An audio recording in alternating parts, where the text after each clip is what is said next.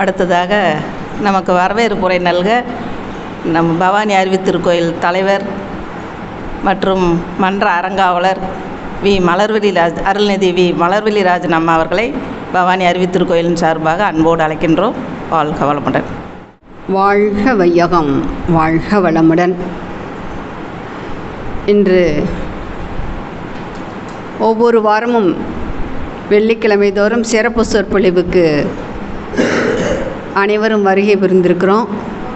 அந்த நிகழ்வாக வரவேற்புரையாக இன்று தொகுப்பளித்து கொண்டிருக்கும், இந்த நிகழ்ச்சியை தொகுத்தளித்து கொண்டிருக்கும் கிருஷ்ணவேணி அவர்களையும், இறைவணக்கம் குரு வணக்கம் பாடிய அன்னக்குடி அம்மா அவர்களையும், மேலும் தவத்தை சிறப்பாக நடத்தி கொடுத்த சாந்தி விஸ்வநாதன் ஐயா அவர்களையும் பவானி அறிவித்திருக்கோயிலின் சார்பாகவும் இங்கு வந்துள்ள அனைவரின் சார்பாகவும் வருக வருக என்று வரவேற்று மகிழ்கின்றோம்.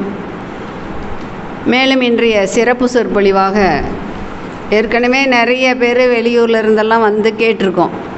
இன்றைக்கி நம்ம கூடையே இருக்கிற பொறுப்பாசிரியர் இடும்பைக்கு இடும்பை படைப்பர் என்கிற தலைமையில் அவருக்கே உரித்தான அந்த சிரிப்போடையும் பல உதாரணங்களையும் கூறி நம்மளை மகிழ்விக்கப் போகிறார். துன்பத்திற்கே துன்பம் கொடுப்பது எப்படி, நம்ம மனவளக்கலையே அது பெரிய ஒரு சாட்சி தான்.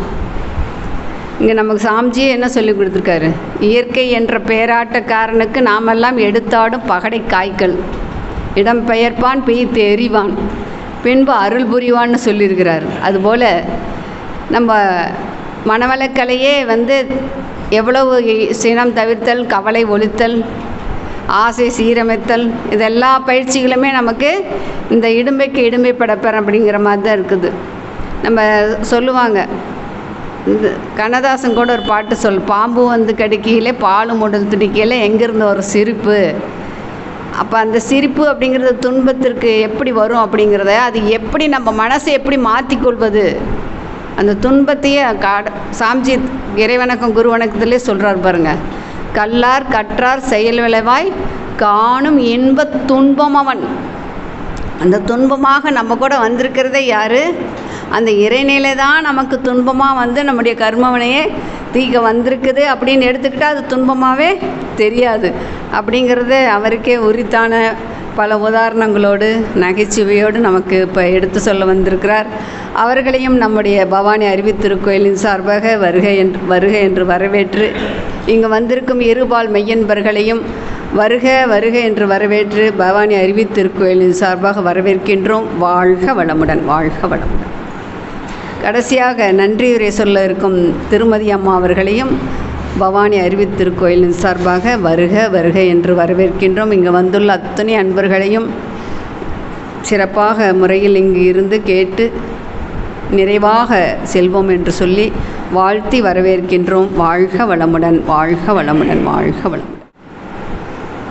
அடுத்ததாக நாம் ஆவலோடு எதிர்பார்த்து கொண்டிருக்கும் சிறப்பு சிந்தனை விருந்து இடும்பைக்கு இடும்பை படுப்பர். பேசுகிறது உதயகுமார் ஐயா, மன்ற பொறுப்பாசிரியர், பொறுப்பான ஆசிரியர், பொறுமையான ஆசிரியர்.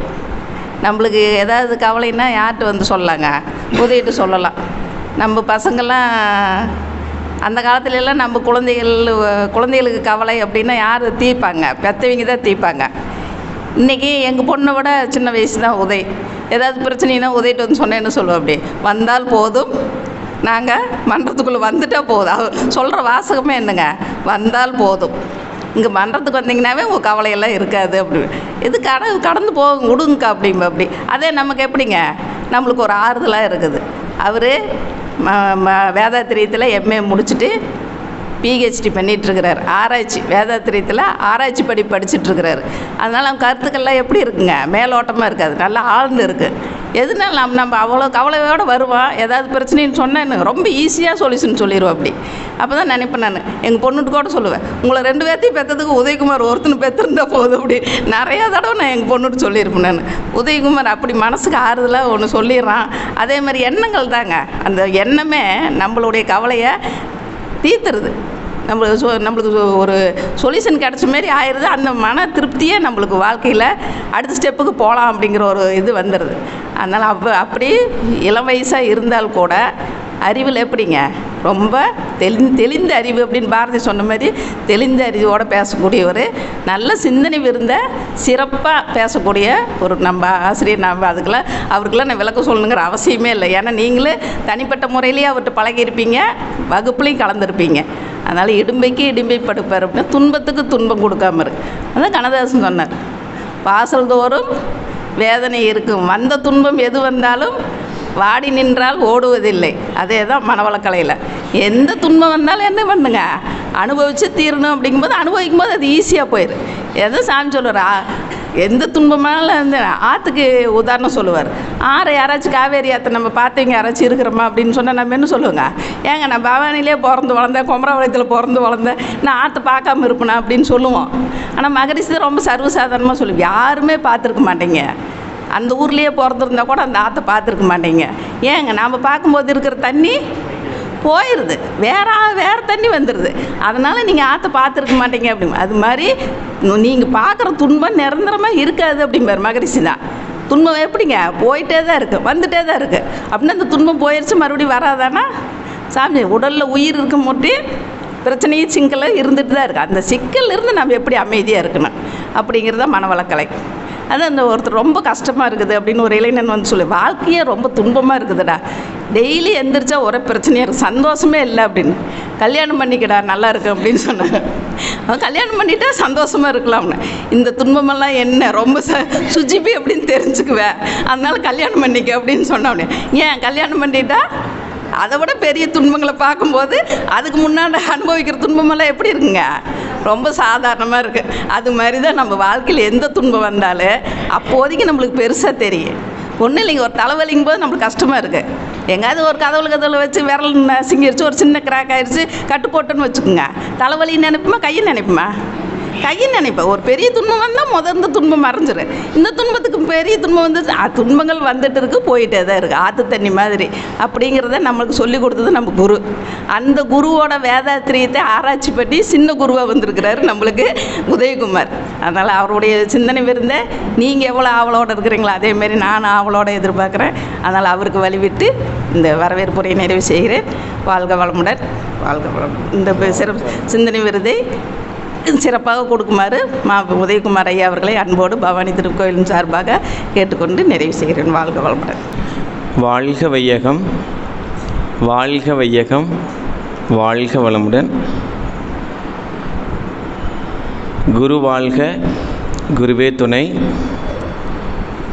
குரு வணக்க பாடல். குரு வணக்கம். தந்தை தாய் ஈருயிரும் ஒன்று சேர்ந்து தலைத்ததொரு உடலாகி உலகில் வந்தோம். அந்த ஈருயிர் வினைகள் அறமோ மற்றோ அளித்த பதிவுகளெல்லாம் நம் சொத்தாச்சு. இந்த அரும் பிறவியில் முன்வினை அறுத்து எல்லையில்லா மெய்ப்பொருளை அடைவதற்கு வந்த ஒரு உதவி குரு உயிரின் சேர்க்கை. வணங்கி குரு திருவடியை வாழ்த்தி வாழ்வோம். வணங்கி குரு திருவடியை வாழ்த்தி வாழ்வோம். அனைவருக்கும் இனிய மாலை வணக்கம். வாழ்க வளமுடன். இடும்பைக்கு இடும்பை கொடுப்பர். உண்மை சொல்ல போனால் நான் 7 நாளாக ட்ரை பண்ணிகிட்டு இருக்கிற ஒரு பேராசிரியர் கூட பள்ளிங்கிறது இவங்களுக்கு தெரியும். உண்மை அதுதான். இவங்க என்னன்னா 10 பேர் எம்ஆர்சி போயிட்டாங்க. யார்? நம்ம ஆசிரியர் பெருமக்கள். சரி, ஒரு 4 பேர் வந்தால் இருக்கிறவங்க பேசிட்டு அப்பா எனக்கு பிரச்சனையே கிடையாது அப்படிங்கிற மாதிரி நம்ம நினச்சிட்டு வந்தால் கூட உண்மையிலேயே பாரு 10 ஆசிரியர்கள் எம்ஆர்சி போட்டால் கூட அங்கே கிட்டத்தட்ட ஒரு 40 பேர் இருக்கீங்க பாருங்கள். பெரிய விஷயம் தானே. அந்த வகையில் இன்னைக்கு சிறப்பாக இந்த நிகழ்வை தொகுத்து வழங்கி கொண்டிருக்கின்ற மன்றத்தின் செயலாளர் பேராசிரியர் அருள்நிதி என் கிருஷ்ணவேணி அம்மா அவர்களையும், தலைவர் வரவேற்புரை நல்கிய பேராசிரியர் அருள்நிதி வி மலர்விழி ராஜன் அம்மா அவர்களையும், மேலும் இந்த தவத்தை சிறப்பாக நடத்தி கொடுத்து அறிவிப்பை அவரே சொல்லி இடம் அமர்ந்திருக்கின்ற துணைத் தலைவர், துணை பேராசிரியர் அருள்நிதி எஸ். விஸ்வநாதன் ஐயா அவர்களையும், இறைவணக்கம் குரு வணக்கம் பாடிய அருள்நிதி அன்னக்குடி அம்மா அவர்களையும்,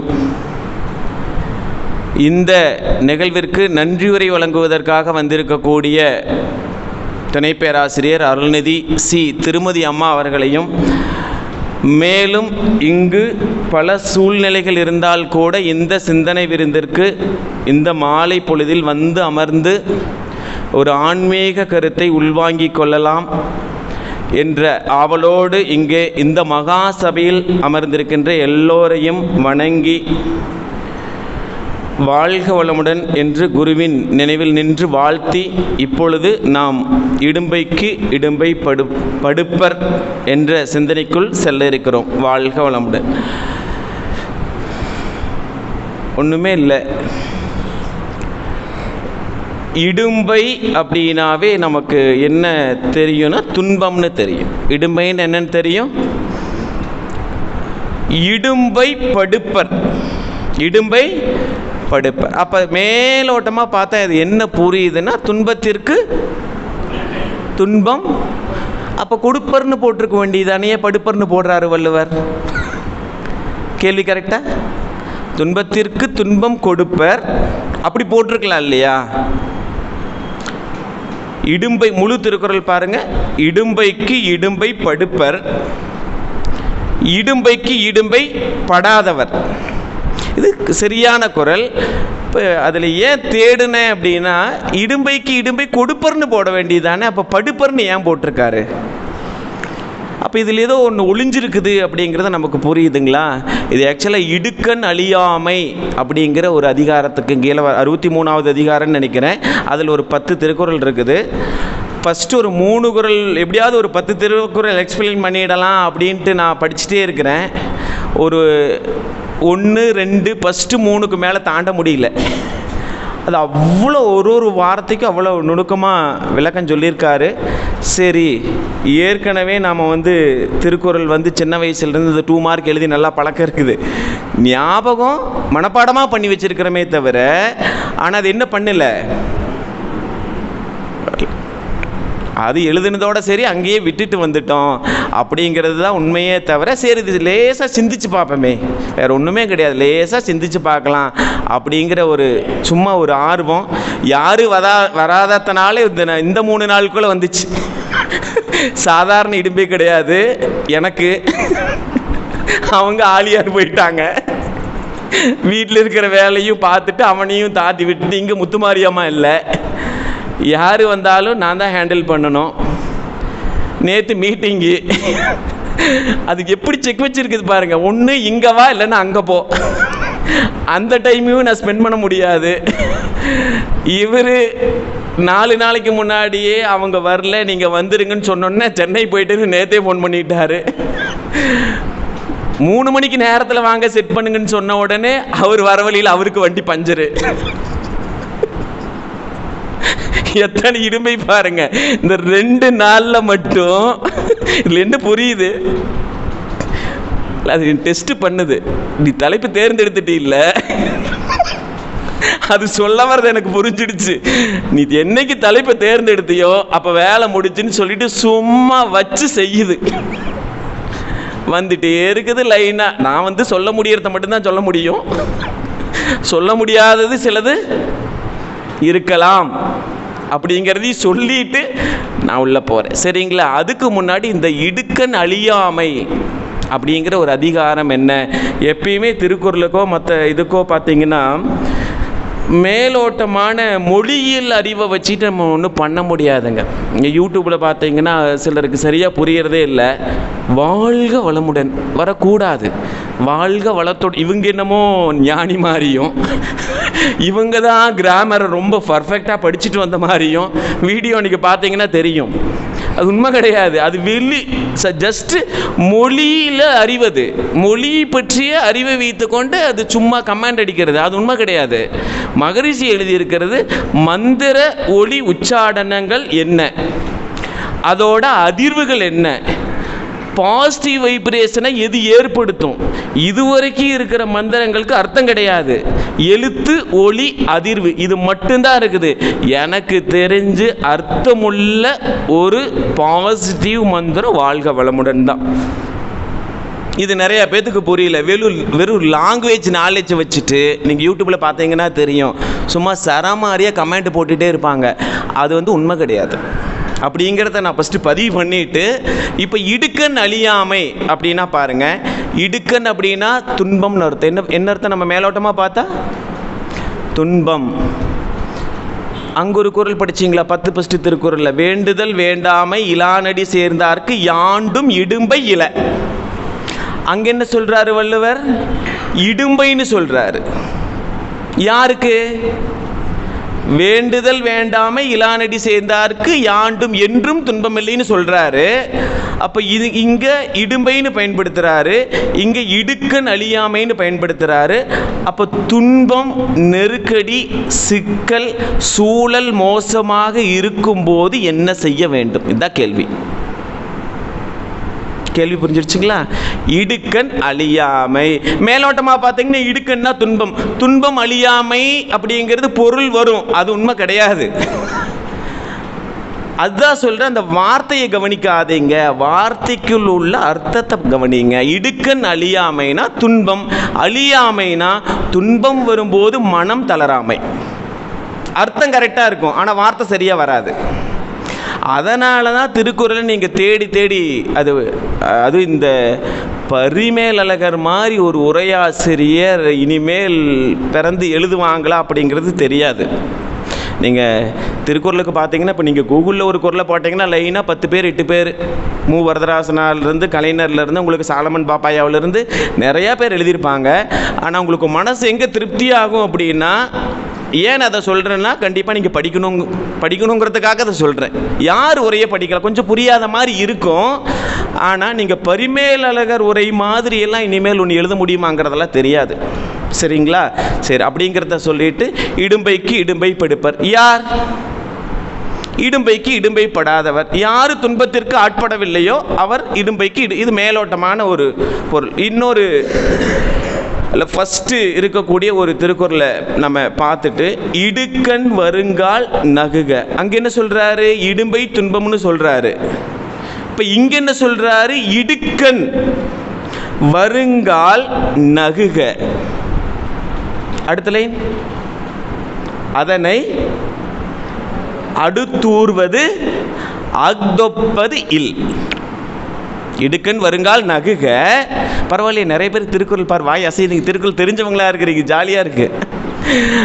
இடுக்கண் வருங்கால் நகுக, அதனை அடுத்தூர்வது அக்தொப்பது இல். நாம் இதை ஃபஸ்ட்டு கூகுளில் போட்டு சர்ச் பண்ணி பார்த்தா அது என்ன படம்? அருணாச்சல படம்னு நினைக்கிறேன். நகுமோ அப்படின்னு ஒரு பாட்டு இருக்குது இல்லைங்களா? யூடியூப்ல ஃபர்ஸ்ட் அதுதான் நிற்குது. நகுதல் நகுமோன்னு இவர் எக்ஸ்பிளைன் பண்ணிட்டாரு. என்னடா இந்த வார்த்தைக்கு நம்ம மேலோட்டமாக அர்த்தம் பார்க்க வேண்டாம், கொஞ்சம் டீட்டெயிலாக பார்ப்போன்னு சொல்லிட்டு போட்டு சர்ச் பண்ணணும்னா இப்போ இதில் என்ன புரியுதுன்னா, இந்த அந்த அந்த அந்த சீனை, அந்த படக்காட்சியை அதிகமாக பார்த்ததுனால அது ஃபஸ்ட்டு நிற்குது. நகுமோ ஏசுகுமோ அப்படின்னு ஒரு பாட்டு இருக்கும் பார்த்தீங்களா? அருணாச்சல படம்னு நினைக்கிறேன். அதுக்கப்புறம் உள்ளே போய் தேடி படித்து பார்த்தா தான் தெரியுது. நகுதல் அப்படின்னா என்ன அர்த்தம்னா, நம்ம மேலோட்டமாக பார்த்தா என்னென்ன நம்ம பொருள் படுறோம்? சிரித்தல். இப்போ கேள்வி என்னன்னா, இடுக்கண் வரும்போது சிரித்தால் சரியாக விடுமா? இது சரியா இருக்குதா? இந்த ஆராய்ச்சி ஒரு கஷ்டம் வருது, அப்போ பார்த்து சிரிச்சுட்டு போனீங்கன்னா சரியா போச்சு. வள்ளுவர் எப்படி சொல்லி இருக்கிறாரு, அப்படி சொன்னதை நாம சரியா புரிஞ்சுக்கலையா? அதுதான் அது உள்ளார்ந்த அர்த்தம். இப்போ ஏன் இந்த படத்துல எல்லாம் இந்த சீன் எடுக்கிறாங்கன்னா, திடீர்னு பார்த்தா வில்லன் வரும்போது கதாநாயகன் ஒரு மாதிரி டிஃப்ரெண்டாக சிரிப்பான் பார்த்தீங்களா? கதாநாயகன் போகும்போது வில்ல ஒரு மாதிரி டிஃப்ரெண்டாக சிரிப்பான். இதெல்லாம் எப்படா எடுக்கிறாங்கன்னு பார்த்தா இதில் அழகாக லைனாக அவர் கொடுத்துருக்காரு. இலக்கியம் படித்தவங்க நிறையா பேர் படத்தில் அந்த செயல்பாடுகளை கொண்டு வராங்க அப்படிங்கிறது உங்களுக்கு நல்லாவே புரியும். சரிங்களா? அப்போ சிரிச்சிட்டா துன்பம் போயிடுமா? இல்லை அப்படிங்கிறது தெளிவாக புரியுதா? இல்லை போயிடுங்கிறது புரியுதா? இல்லை அது 50% இது 50% வச்சுக்கலாமா? துன்பத்தில் என்ன பண்ண முடியாது? சிரிக்க முடியாது. சரி, நாம சிரிக்க முடியாதுன்னு வச்சுக்கலாமா? ஞானிகள் சிரிப்பார்கள், ஒருவேளை அவங்க சிரிப்பாங்க, இப்படி வச்சுக்கலாமா? சரி, இடுக்கண் வருங்கால் நகுக. நகுதல் அப்படின்னாவே என்னன்னா, அது சாதாரண அர்த்தம் கிடையாது. மனம் தளராமல் ஸ்டாண்டர்டாக யார் நிற்கிறாங்களோ அவங்களுக்கு தான் அந்த நகுதல். எப்படி சொல்கிறதுனா, இப்போ உடம்பு வாய் சிரிச்சுன்னா அதுக்கு பேர் சிரிப்பு, மனசு சிரிச்சிச்சுன்னா நகுதல். டிஃப்ரெண்ட் புரியுதுங்களா? உடம்பு அதான் அதை எக்ஸ்பிளைன் பண்ணுறதுக்கு பதிலாக வாயில் வெளிப்பட்டுச்சுன்னா மகிழ்ச்சி, அதுக்கு பேர் சிரிப்பு. மனசு உள்ள சந்தோஷப்பட்டுச்சுன்னா அதுக்கு பேர் நகத்தை. சரி, இப்போ ஒரு ஆழமான கேள்வி, மனசு எப்போ நகும்? உண்மையிலேயே துன்பம் வரும்போது நகுமா, இல்லை சந்தோஷமாக இருக்கும்போது நகுமா, இல்லை சூழ்நிலை போட்டு நம்மளை நெருக்கி அழுத்தும் போது நகுமா, இல்லை ஃப்ரீடமாக இருக்கும்போது நகுமா? எந்த ஒரு கவலையும் இல்லாமல் நெருக்கடியும் இல்லாமல் சந்தோஷமாக இருக்கும்போது தான் நகும். மற்ற நேரத்தில் நகரத்துக்கு வாய்ப்பு கிடையாது. அவர் லேசாக ஒரு பிரச்சனை வரும்போது எப்படி டெக்னிக் சொல்லித்தராரு பாருங்க, பார்த்துரு. லேசா அவர் சொல்றது, நான் மடி சொல்றேன், உடல் சிரிப்பை சொல்லவில்லை. மனசுல லேசா சிரிச்சிரு, அமைதியாரு. பின்னாடி அதனை அடுத்து ஊர்வது. இடுக்கண் வருங்கால்ங்கிற வார்த்தை என்னைக்கு போட்டாரோ அப்ப அதுல ஒரு ரகசியம் ஒளிஞ்சிட்டு இருக்குது. என்ன சொல்றாருன்னு தெரியுங்களா? கடைசி வரைக்கும் கண்டிப்பா வருமாமா, அதனாலதான் வருங்கால்னு போடுறாரு. ஆனா துன்பத்தை சொல்லும் போது சிரிக்கிறீங்க பாத்தீங்களா?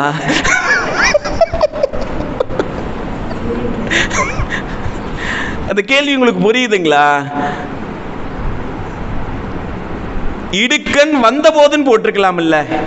நான் என்ன கேட்கறேன்னா, இடுக்கண் வந்த போதுன்னு போட்டிருந்தான்னா அது எப்பயாச்சும் வந்த போது ஏதோ ஒரு சிலருக்கு வரலாம், வராம போகலான்னு அர்த்தமா? வருங்கால் நீ என்னைக்கு போட்டாரோ கடைசி வரைக்கும் வந்துட்டே தான் இருக்கும். நாம எப்படி இருக்கணும்னு கத்துக்கிறது தான் பாடம். ரெண்டாவது வார்த்தைக்கு அர்த்தம் புரிஞ்சிருச்சுங்களா? வருங்கால் புரிஞ்சிடுச்சா? நகுதல்னா உள்மன சிரிப்பு. அதனை அடுத்த வார்த்தை பாருங்க, அடுத்தூர்வது வந்து ஹைலைட். அதுக்காக ஒரு வார்த்தையும் ஹைலைட். அடுத்தூர்வது. இப்ப நம்ம ஊர்ந்து போறதுன்னு என்ன அர்த்தம்?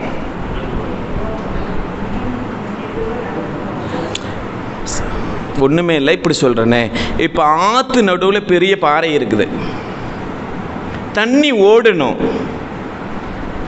அந்த பாறை இருக்குது, தண்ணி ஓடுமா ஓடாதா, சுத்தி போகுமா தாண்டி போகுமா நின்னுக்குமா?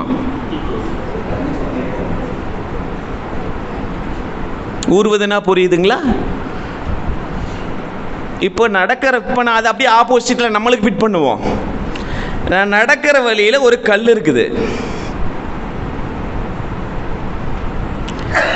சின்னதா இருந்தா தாண்டி போகும், பெருசா இருந்தா சுத்தி போகும். இதுதான வழி. நான் என்ன பண்றேன், கல்லிட்டு போய் நகர்ந்து போகாம தாண்டி போகாம சுத்தி போகாம சண்டை போட்டுட்டு இருக்கிற. இது சரியான்னு கேட்கிறாரு. பொருளை சொன்னங்காட்டி நமக்கு இப்படி இருக்கும், ஆனா பிரச்சனையை நாம் அப்படித்தானே பண்றோம். கல்லை ஈஸியா தாண்டி கடந்து போயிடுறோம், ஆனா பிரச்சனை வரும்போது உண்மையிலேயே அந்த இடத்துல ஒரு உச்சக்கட்ட நிலையை நம்ம அடைஞ்சிடுறோம். அதை நோண்டுறோம். இது நோண்டுறங்கிறதுக்கு சரியான வார்த்தை கிருபானந்த வாரியார்ட்ட நீங்க அது வாய்ப்பே கிடையாது அந்த எக்ஸ்பிளனேஷனுக்கு. குரங்கை பத்தி சொல்லுவார் பார்த்தீங்களா, நாம் எப்படி நோண்டுறோமா, சாதாரணமா நோண்டுறது இல்லையா. குரங்கு லேசாக பிக்கும்போது என்ன பண்ணுமா? சொரியுமா. சொரிஞ்சிட்டா புண்ணாகுமா? புண்ணானதுக்கப்புறம் சுகமாக இருக்குதுன்னு சொரியுமா? ரத்தம் வருமா? மறுபடியும் அதுலேயே சொரியுமா? பெருசாகிடுமா? உடம்புல இருக்கிற அத்தனை ரத்தமும் போய் செத்தே போயிடுமா? இப்போ ஒரு கேள்வி, அப்போ துன்பம் வரும்போது ஊர்ந்து போயிட்டா போதுமா? அதை பற்றிய காரணத்தை அறிய வேண்டாமா? கேள்வி வருதா இல்லையா? என்னங்க நீங்கள் நகுக சொல்கிறீங்க, ஊர்ந்து போன்னு சொல்கிறீங்க, அப்போ அதிலிருந்து நான் எப்படி லெசன் கற்றுக்க முடியும்? கேள்வி கரெக்டு தானே? சரி, இப்போ நான் இப்படி கேட்குறேன். இப்போ உங்கள் வீட்டுக்கு கெஸ்ட்டு வராங்க,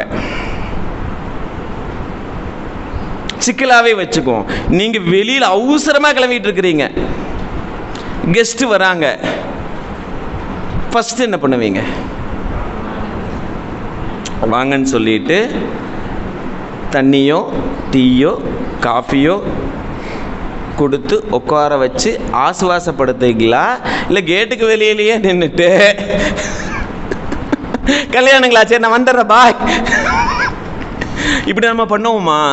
ஆனால் இந்த நிகழ்ச்சி இப்படி பண்ண தெரிஞ்ச நாம துன்பம் வரும்போது அது பண்ணுறது இல்லையா, டைரக்டாக எமோஷனல் தானா? சொல்கிறது புரியுதுங்களா? டைரக்டாக என்ன பண்ணுறோமா? எமோஷனல் தானா?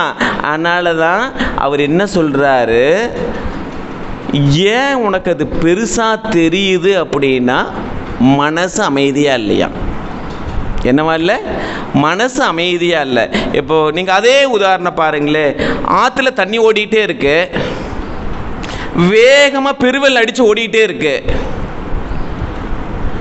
நீங்கள் பார்த்தீங்கன்னா ஆறு ஃபுல்லாக தண்ணி மாதிரி தான் தெரியும், ஆறு ஃபுல்லாக தண்ணி வெள்ளை மாதிரி தான் தெரியும்.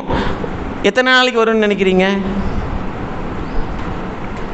அதிக வெள்ளம் மீண்டி போனால் 2 நாளைக்கு, இல்லைன்னா 1 வாரம், ஆட்டோமேட்டிக்காக ஆறு வற்றி போயிடும். இது நமக்கு புரியுதுங்களா? அவர் ஃபஸ்ட்டு சொல்ல வர்றது என்ன சொல்கிறாரு, அதை பார்த்துட்டு நீ டிஸ்டர்ப் ஆகிடாத, கம்முன்னு விட்டுருங்கிறாரு. ஃபஸ்ட்டு லெசன் இதுதான். என்ன சொல்கிறாரு? கம்முன்னு விட்டுட்டு உன்னால் அங்கே நிற்க முடியாது, கடந்து போயிடு. அடுத்தூர்வது, அடுத்த வார்த்தை அத்தொப்பது. கடந்து போறதை தவிர சிறந்த வழி இல்லையா அப்படின்னு ஒரு கேள்வி வருது இல்லையா? அதை விட ஒரு சிறந்த வழி, ஒரு உயர்வான வழி, ஒரு இருக்கிறதுலையே ஒரு சிறப்பான வழி இருக்குதா அப்படின்னு பார்த்தோம்னா அவர் என்ன சொல்ல வராருன்னா, அதுக்கு இணையான வழி ஒன்றும் இல்லைன்னு சொல்கிறாரு. ஏன்னா எந்த பிரச்சனை வந்தாலும் சில பிரச்சனையைத்தான் நீங்கள் பொருள் கொடுத்து, செல்வத்தை கொடுத்து, பதவி வச்சு, அதிகாரத்தை வச்சு நீங்கள் சரி பண்ண முடியும். நல்லா அண்டர்ஸ்டாண்ட் பண்ணுங்க. அவர் சொல்ல வர்றது பாருங்க, எல்லா பிரச்சனையும் காசு கொடுத்து விலை வாங்க முடியாது. அதனால ஃபஸ்ட்டு டிஸ்டர்ப் ஆகாத, கடந்து போயிடு. அதை விட சிறந்த வழி வேற எதுவுமே கிடையாது அப்படிங்கிறது சொல்றாரு. இது புரியுதுங்களா? எப்படி சொல்றதுன்னா இப்படி சொல்லலாம், அதை விட சிறந்த வழிகளில் ஒன்று அப்படின்னு இல்லது. நல்லா புரிஞ்சுக்கோங்க, இருக்கிற வழிகளில் சிறந்த வழி ஒன்று கிடையாது, இருக்கிறதுலையே அது மட்டும்தான் வழியா. அதான் அந்த கடைசி அதொப்பதில்னா அதை விட உயர்வான சிறந்த வழி உனக்கு ஒண்ணுமே கிடையாதுங்கிறாரு. அவ ஃபர்ஸ்ட் என்ன பண்ணணும்னு சொல்றாரு, மனசளவில் அமைதியா இருந்துட்டு லேசா மனசுக்குள்ள சிரிக்கிறது வெளியில் தெரியக்கூடாது. ஏன்னா அது நம்மளை ஒன்றுமே பண்ண முடியாது. ஒரு உதாரணம் சொல்லட்டுங்களா? இப்போ நீங்கள் சினிமா தேட்டரில் உட்காந்துருக்கீங்க, சினிமாவில் ஆடல் வருது, பாடல் வருது, பூகம்பம் வருது, எரிமலை வருது, என்ன வேணா வரட்டும், காட்சி மட்டும் ஓடுமா, ஸ்க்ரீன் டிஸ்டர்ப் ஆகுமா? கரெக்டாக அண்டர்ஸ்டாண்ட் பண்ணி சொல்லுங்கள்.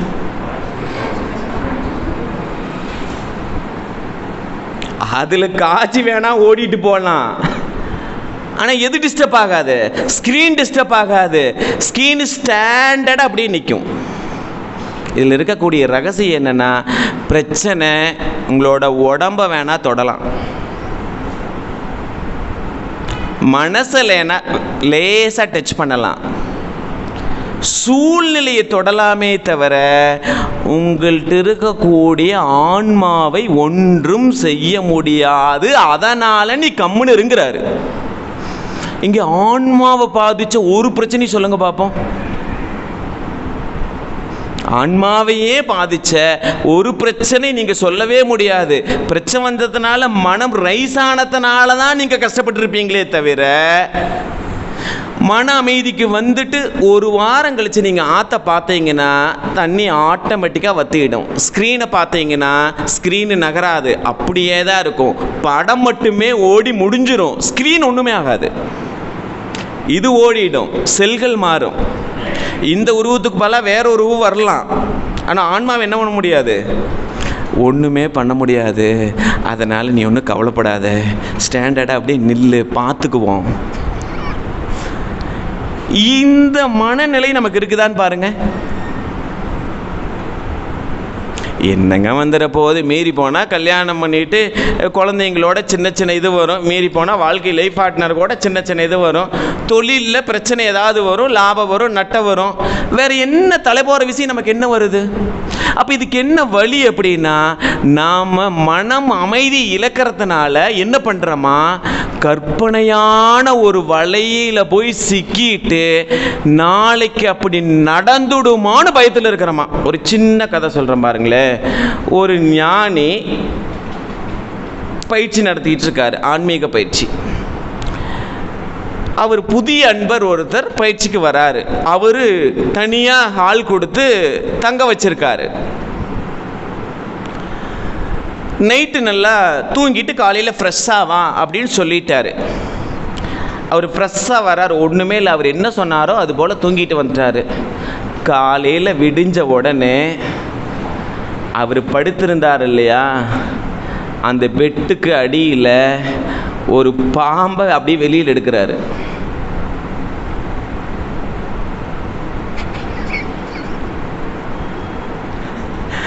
அடுத்த நாள் நீ இதே மாதிரி நிம்மதியாக தூங்கிட்டு வா,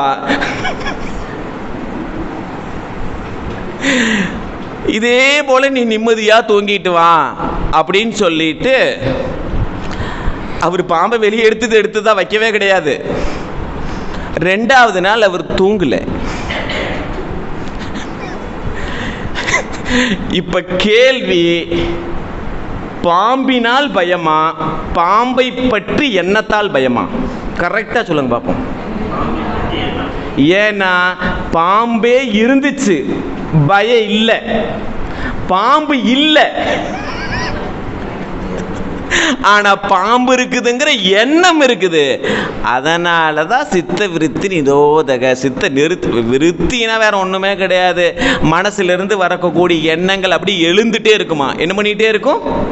எழுந்துட்டே இருக்கும். நம்மலாம் நினைக்கிறோம் மகரிஷி என்ன மாறாயதல் பயிற்சி கொடுத்துருக்காரு, ஏன் அதுக்குள்ளே போகாமல் இப்படியே சொல்லிட்டு இருக்காருன்னா, அதான் நிறையா கேட்குறோம் நம்ம. அது சார் தான் அப்படி யோசிக்காமல் இப்படி யோசிக்கிறேன். பாருங்கள், என்ன மாறாயதல் பயிற்சி கொடுத்துருக்காரு இல்லைங்களா. அது எப்படின்னா, ஒரு சின்ன உதாரணம், புல்லு.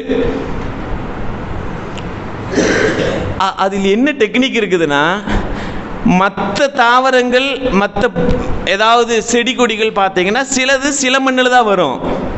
நீங்கள் புல்லு எந்த மண்ணில் வராதுன்னு சொல்லுங்க பார்ப்போம்.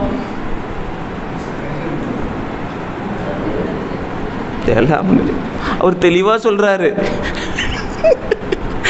இல்லை, நான் என்ன கேட்குறேன்னா, 2000 வருஷத்துக்கும் முன்னாடி ஒரு உவமையை நாம் 1000 கேள்வி கேட்டாலும் பதில் சொல்கிற மாதிரி கொடுக்க முடியுமா?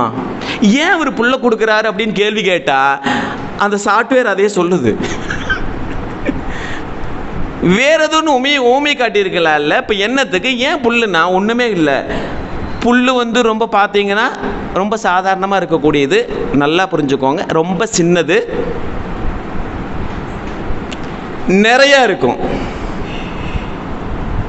ஆனால் கேள்வி என்னன்னா, சின்ன சின்ன சின்ன புல்லெல்லாம் சேர்ந்து தான் புல்வெளியாக காட்சி அளிக்குது. இதை அண்டர்ஸ்டாண்ட் பண்ணிக்கோங்க. பார்க்குறதுக்கு சின்னது தான், எல்லா இடத்துலையும் இருக்கும். இது சாதாரணம் தானே நினச்சி விட்டுறாதீங்க. அது விட்டீங்கன்னா புல்வெளியாக காட்சியளிக்கும். அப்படியே சேம் நீங்கள் எண்ணத்துக்கு வாங்க. இந்த எண்ணம் என்ன பண்ணிடும்னு நீங்கள் நினைக்க வேண்டாங்கிறாரு. ஏன்னா புல்லுக்கு கூட ஒரு கணக்கு சொல்கிறாரு. புல்வெளிங்கிறது கோடிக்கணக்கான புற்கள் சேர்ந்ததுன்னு சொன்ன அவர் உரையாசிரியர் சொல்கிறாரு. எண்ணத்துக்கு சொல்லும் போது அந்த வார்த்தையை அவர் போடவே இல்லை. ஏன் போடலின்னு பார்த்தா ஒரே வார்த்தை போடுறாரு, அன்லிமிட்டு. தமிழ்ல எண்ணற்ற. நீங்க புல்ல கோடிக்கணக்குன்னு சொல்லலாம், நீங்க எண்ணத்தை எவ்வளவு சொல்லுவீங்க? சொல்லவே முடியாது. அதனால பாருங்க, எண்ணற்ற எண்ணங்கள் சேர்ந்து உன் மனதை இயக்குகிறது. பார்க்கறதுக்கு சின்னதாக தான் தெரியும், ஆனால் கணக்கு இல்லாமல் அன்லிமிட்டடாக இருக்குது. கடைசியில் என்ன ஆகுனா ஒட்டுமொத்த எண்ணமாக சேர்ந்து உன் மனசுல சோர்வாக்கிடுமா. இப்படி தான் நம்ம சோர்வாக போகிறோமா, நமக்கு டயர்டே ஆகாதான். புரியுதுங்களா? இன்னும் இதுக்கு இலக்கியத்திலிருந்து கூட சிலர் அதை எக்ஸ்பிளைன் பண்ணுவாங்க. அதாவது ஒரு கவிதை எழுதுவாங்களே, என்னது, பெரிய கடலை அசைத்தது சிறிய மீன் குஞ்சின் துடுப்பு. அண்டர்ஸ்டாண்ட் பண்ண முடியுது உங்களால? அலையடிக்குது, அது அலையுதுன்னு நாம நினைச்சிட்டு இருக்கிறோம். அவன் கவிதை எப்படி எழுதுறான் பாருங்க. பெரும் கடலை அசைத்து பார்த்தது சிறிய மீன் குஞ்சின் துடுப்புகள். சின்ன சின்ன மீன் துடுப்பு அசைக்கிறதுனால கடல் ஃபுல்லா மீன் இருக்குதுன்னா இப்ப கடலையே அசைச்சு பார்த்துருமா. இது போல நம்மள்கிட்ட வரக்கூடிய எண்ணங்கள் சின்ன. அதனால தான் ஒரு ஃபர்ஸ்ட் வச்சிருக்காரு, என்ன மாறுதல் பயிற்சி. நீ விட்டுறாத, சாதாரணமாக தென் பண்ணிடாத, விட்டுறாத. பார்த்தா சின்னதாக தெரியும், சின்னதாக தான் தெரியும். அதான் இந்த அந்நியன் படத்தில் வர மாதிரி 5 பைசா திருடுனா தப்பா, 5 பைசாவா 5 கோடி டைம் திருடுனா அது மாதிரி பார்த்தா சிம்பிளா தெரியும், ஆனா அது ஒட்டு மொத்தமா சேர்த்து நம்மளோட மன ஓட்டத்தை என்ன பண்ணிடுமா, பாதிச்சுட்டு போயிட்டே இருக்கும். அதனால எண்ணத்தை நீ ஒண்ணுமே பண்ண முடியாது. அவர் ஒரு டெக்னிக் சொல்லித்தராரு. எண்ணத்தை போட்டு ரொம்ப நோண்டி நொங்கெடுத்தீங்கன்னா பிரச்சனையாகி அது சோர்வாகி டயர்டாகி நீ லைஃப்பில் இது பண்ணிட்டு. நான் இப்படி ஒரு டெக்னிக் சொல்கிறேன்னு நீங்கள் அண்டர்ஸ்டாண்ட் பண்ணி பாருங்கள். இப்போ இந்த சமுதாயத்தில் இப்போ மனவளக்கலை அன்பர்களை தவிர ஆன்மீகத்தில் இருக்கிறவங்களை தவிர நிறையா விஷயம் தெரிஞ்சவங்க வேறு யாரும் கிடையாது. நான் சொல்கிறது கரெக்டு தானே? யோகத்தில் ஈடுபடுறவங்க, ஆன்மீகத்தில் ஈடுபடுறவங்க, ஸ்பெஷலாக மனவளக்கலையில் இருந்து பிரம்மஞானவர்லேருந்து துணைப்பேராசிரியர் முடித்தவங்க, அதிகப்படியான உண்மை தெரிஞ்சவங்க. இது கரெக்டு தானே? ஆனால் யார் நல்லா இருக்கிறாங்க அப்படின்னு பார்த்தா நாம் எண்ணத்தையே ஆராய்ச்சி பண்ணிகிட்டே கொண்டுகிட்டே இருக்க வேண்டியதுதான். இதில் ஒரு டெக்னிக் இருக்கு. 4 விஷயத்தை எடுத்து செயல்படுத்துறவன் வளர்ந்துடுறான். அப்ப கவனத்தை எங்க செலுத்த சொல்றாரு? என்ன மாறா இதெல்லாம் அப்படி புரிஞ்சுக்க கூடாது. ஃபில்டர் பண்ணி 4 எண்ணத்தை கண்டுபிடிக்கணுமா. 4 கண்டுபிடிச்சிட்டு 2ல் ரூட் போட்டீங்கன்னா ஓனர் ஆயிடலாம். அதை கால்குலேஷன் பண்ணி செயல்படுத்திக்கிட்டே இருந்தீங்கன்னா 1000 எண்ணத்தில் 2 எண்ணத்தை மட்டுமே செயல்படுத்தினீங்கன்னா 998 எண்ணம் அடிமட்டத்திலே அடிஞ்சு போயிடும். நம்மெல்லாம் விஷயம் தெரியாதவங்க கிடையாது, தெரிஞ்சும்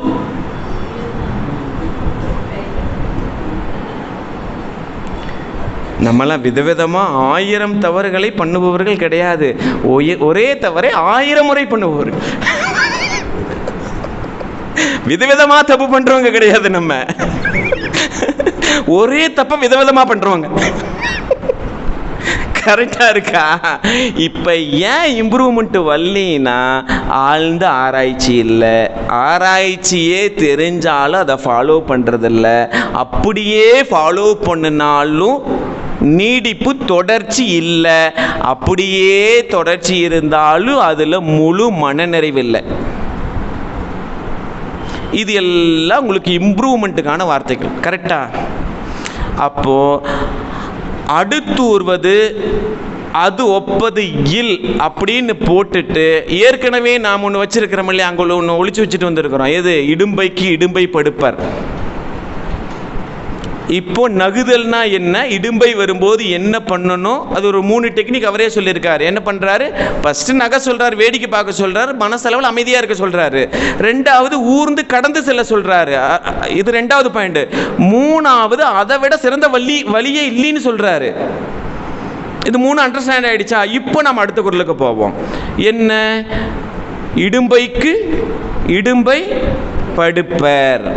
படுப்பர்னா என்ன அர்த்தம்னா, கொடுப்பர்னா சாதாரண வார்த்தை, அவர் அதை போடல. ஏன் படுப்பர்னா, கொடுப்பதற்கு 2 பேர் வேணும், வாங்கிறது ஒருத்தர், கொடுக்கறது ஒருத்தர், 2 பேர் வேணும். படுப்பர் அப்படின்னு அவர் என்ன சொல்றதுன்னா, நாம எதுவுமே கொடுக்க வேண்டாமா, வந்த துன்பம் இவன்ட்ட ஏண்டா வச்சிட்டோன்னு சொல்லிட்டு அது ஓடணுமா, அதுக்கு டெக்னிக் சொல்லி தராரு. இது எப்படி இருக்கு, நம்ம எதுவுமே பண்ணக்கூடாதான், அதுக்கு ரகசியத்தை சொல்றாரு அவரு. எதுவுமே பண்ணக்கூடாதான், துன்பம் என்ன பண்ணணும், 4 பேர் நம்மள்கிட்ட பேசும்போது இவன்ட்ட ஏண்டா வச்சுட்டோன்னு சொல்லிட்டு ஒதுங்கி போறாங்க பார்த்தீங்களா, அது மாதிரி துன்பம் வந்து போய் இவன்ட்ட போனதுக்கு இது கம்முன்னு இருந்திருக்கலாம், அடுத்த டைம் இவன்ட்ட வரவே கூடாதுரா சாமின்னு சொல்லிட்டு அதை யாரு ஓட வைக்கிறாங்களோ அவங்களுக்கு பேரு படுப்பர்னு பேரான். தமிழ் எவ்வளவு அழகா இருக்கு. சரி, இப்போ நீங்க 2-3 காட்சியை பாருங்க. இப்போ நான் சொல்லும்போது உங்களுக்குள்ள ஒரு ஸ்கிரீன் ஓடிட்டு இருந்துச்சு இல்லைங்களா, அதே மனநிலையில் இப்ப கவனிங்க. ராமனை எடுத்துக்கோங்க, ஃபர்ஸ்ட் ராமனை எடுத்துக்கோங்க. அதிகாரம் போச்சு, அரியணை போச்சு. கைகேயி மேடம் என்ன சொல்றாங்க, காட்டுக்கு போ. நான் என்ன கேள்வி கேட்டேன்னா, காட்டுக்கு நீ வந்து அரியணை வேணும்னா பரதனுக்கு கொடுக்கறது அரியணை ஓகே, நீ எதுக்கு காட்டுக்கு போக சொல்ற? என்னோட கேள்வி கரெக்டா? அரியணை வேணும்னா நீங்க பரதனுக்கு அரியணை கொடுத்துட்டு ராமனை நீங்க வந்து அரியணையில் வைக்கலாம், அந்த ஊரில் வச்சுக்கலாம். அப்படியே இல்லைனாலும் நீ அரண்மனையில் வச்சுக்கலினாலும் ஊருக்கு வைக்கலாம். அது என்ன வனவாசம்? இந்த கேள்வி கரெக்டா இல்லையா? கரெக்டு தானே? அப்போ எவ்வளவு டெக்னிக்காக யோசிக்கிறாங்க பாருங்க. அந்த அரியணை மட்டும் நம்ம வச்சுட்டு வனவாசம் அடுப்பாம இருந்தோம்னா கைகேயிக்கு நம்மளை மாறிய எதிர்கால கற்பனை பயம். பாம்பு இல்லை ஆனா பயம்.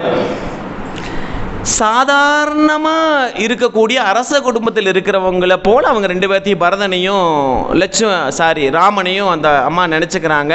உண்மை அது கிடையாது. சாதாரண அரச குடும்பத்தில் இருக்கிறவங்களுக்கு என்ன வரும்னா பதவி மேலே ஆசை வரும். அது இயல்பாக அப்படியே சொல்கிறாங்க. சாதாரண அரச குடும்பமா இதுக்கு பேர்? அந்த வார்த்தை ஒன்று இடிச்சுக்கிட்டே இருக்குது இல்லை. சாதாரண அரச குடும்பத்தில் இருக்கிறவங்க நார்மலாக பகை இருக்கும், வெறுப்பு இருக்கும், பதவி ஆசை இருக்கும். எனக்கு கொடுத்த உடனே எப்படா கொடுத்தாங்க, நாம் இருந்துக்கலாம், அதை விட்டு விலகக்கூடாதுங்கிற எண்ணம் இருக்கும். சேம் பரதனுக்கும் இப்படி தான் இருந்திருக்குன்னு நினச்சிட்டு அந்த அம்மா சொல்லிடுது. பரதன் ஒரே வார்த்தை சொல்லிட்டார். என்ன சொன்னார்? அவர் காட்டுக்கு போனாலும் சரி, அவர் பாதியை வச்சு அரியணையில் வச்சுட்டு அரசு ராமனுக்குரியது எனக்குரியதுன்னு எல்லாம் அவர் செக் வச்சான். பார்த்தீங்களா கைகேயிக்கு? இதில் என்ன ஒரு புரிதல்னா, எல்லாரும் அவங்கவுங்க மனநிலையை வச்சு தான் அடுத்தவங்களை கணிக்கிறோமா. இதான் ரகசியம். நல்லா பாருங்க, அவங்க அப்படி ஒரிஜினலா கிடையாது. ஏன்னா அவனுக்கு பதவி போயிடுச்சுன்னா அவங்க அம்மா அதிகாரம் ஆயிடுவாங்க. எனக்கு அதிகாரம் போயிடுன்னு சொல்லிட்டு பரதனுக்கும் அதிகாரம் போயிடுன்னு நினைச்சிட்டு எதிர்கால பயத்தினால அப்படி சொன்னாங்களே தவிர உண்மையிலேயே பயம் கிடையாது. கரெக்டா?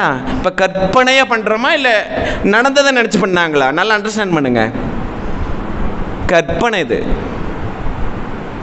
இப்ப இதில் என்ன ஒரு அவர் ஆழ்ந்த கருத்து சொல்றாருன்னா, எதிர்காலத்தை பற்றி நீங்கள் கற்பனையாக செய்யக்கூடிய சில தவறான கணிப்புகள் சரியான முடிவை எடுக்க விடாது.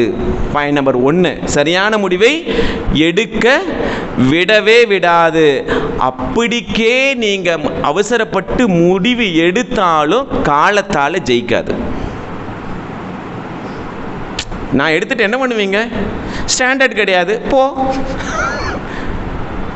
புரியுதுங்களா? அப்போ இதெல்லாம் விடுங்க. இப்போ பிரச்சனை என்னன்னா, அப்பா வரம் கொடுத்துட்டாரு, கைகேயி மேடம் காட்டுக்கு ராமனை போக சொல்கிறாங்க. இங்கே சுச்சுவேஷன் பாருங்கள். அரியணை போகுது, அரசாங்கம் போகுது, சீதை குடும்பம் போகுது, அன்பு போகுது, உறவுகள் போகுது. இத்தனை பிரச்சனை நமக்கு ஒன்றா வந்திருக்குதுங்களா?